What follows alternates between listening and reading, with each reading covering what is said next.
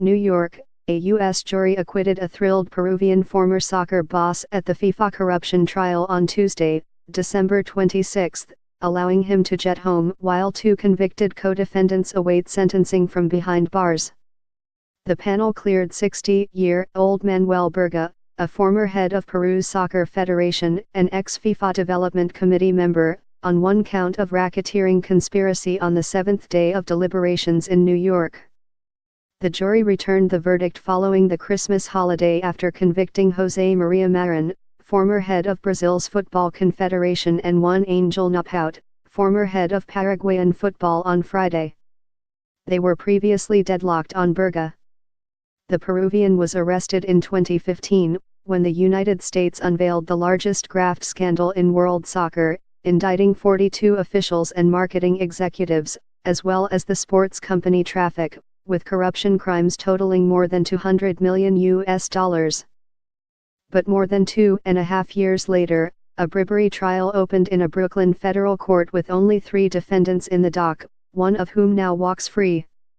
While the extraordinary trial exposed systemic corruption at the heart of the world's most popular sport, U.S. federal prosecutors' case against Berga was considered weak.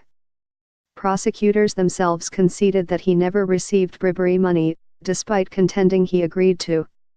His lawyer said Berga would now fly out of the United States on Tuesday and be reunited with his family in Lima, Peru, on Wednesday. He is thrilled to be able to see his family after 2 years of this ordeal, defense lawyer Bruce Udolph told AFP by telephone. While U.S. prosecutors did a great job in investigating the soccer industry, in the case of his client, Udolph said the jury reached the right result. Intimidation accusation. There was no evidence that he received any money at all. In fact, the government didn't even contend that he had, he added. At trial, prosecutors accused Berga of intimidating a key witness, Alejandro Berzacco, by twice drawing a finger across his neck in a throat-slashing gesture while the Argentine, who himself pleaded guilty, testified.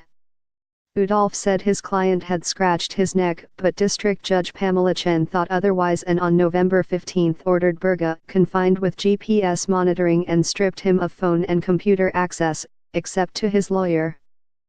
The trial lifted the lid on the life of privilege, luxury, and excess enjoyed by members of FIFA's executive committee, of personal chauffeurs, private jets and presidential treatment, luxury hotels, meetings in idyllic resorts in the Bahamas or Mauritius, and even cruises on the Danube for wives, children, and grandchildren. The government amassed 30 million pages of evidence and said Marin, 85, and Napout, 59, were blinded by greed into accepting more than $17 million in bribes. The formerly powerful pair have been in custody since Friday and face at least 10 years in prison. Marin was convicted on 6 of 7 counts against him, and Napout of 3 out of 5. Each count carries a maximum sentence of 20 years.